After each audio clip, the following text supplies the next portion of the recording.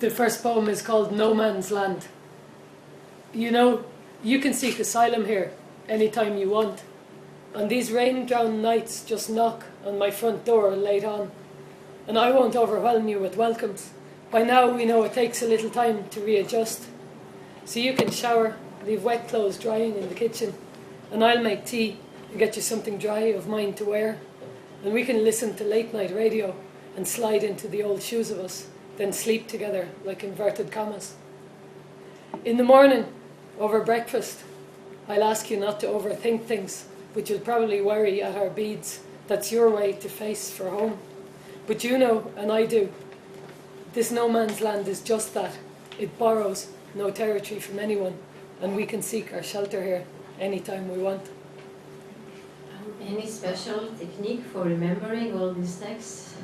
No, I'm a terrible reader, which is why I always learn them off. You'll see, I'm going to have to read the last poem, and I'm a terrible reader. You'll see why I try and learn them off if I can. Okay, so the next poem is called Ringing in Sick to Go Mermaid Hunting.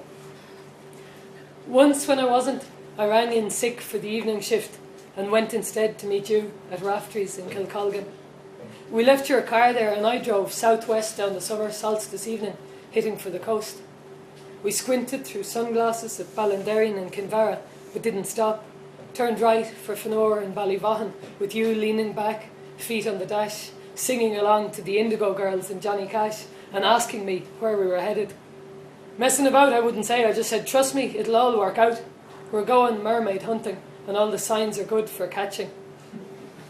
There were no mermaids, though, at the pier before Blackhead. Just one dolphin, doing her best for interspecial integration. She came waist-deep in to meet us, and we were drenched and charmed. From behind wet hair, you asked me how I'd known, and I said, you know, I had my people call her people. That's how it goes. This event was arranged for your pleasure, dear. So you pushed me backwards off the pier, then jumped yourself. And our dolphin circled as if she got the joke, spearing herself 4 feet skywards above our heads, and then vanishing beneath. Us two fools, we swam through seaweed, feeling elemental and amateur. You're half fish, she said, and I said, yeah, but I've caught you this time.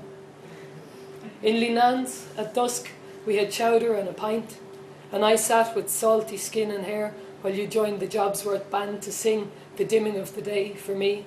You made every hair on every sunburned neck there stand. You slept then while I drove back, but I woke you in Kilcolgan to send you down the Crockwell Road. Me, I hid for home, but I parked instead at Whitestrand Beach on the longest evening of the year, too full of everything to go inside just then. In horse latitude. What do you mean when you fix those phrases to the flare of a nostril, or the grease-warm feel of neck muscles hidden under a rough, knotted mane? Why spell out this anatomy, not your own? It's there one way or another, and unlike some expectant lover, it doesn't pace and wait for you to name it. Tell me, what can fetlock mean, when the joint's own leg, own heart, own foot don't know the term?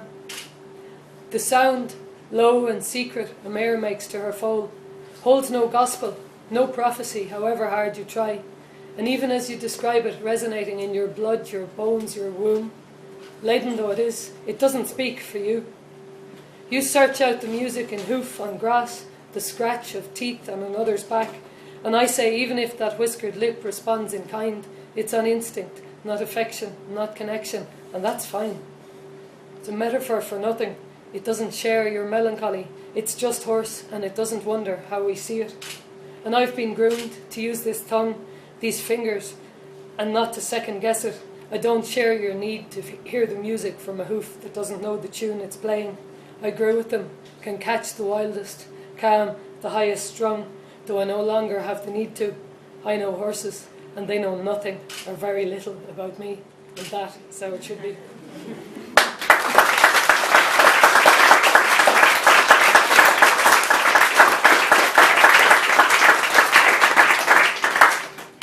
And this is called This Is Not a Poem. I did submit it to somewhere and I got a letter back saying it is, I'm taking it, which I thought was quite nice. It's actually about all that's happened to me in the last couple of years, because I'm an absolute beginner writer, and for some reason I'm the luckiest one that was ever born. It's just something that happened, and I keep going, but I actually don't know anything about poetry. So that's what this is about. This is not a poem, I didn't write it. It landed in and I was fluent. Phonetic it was.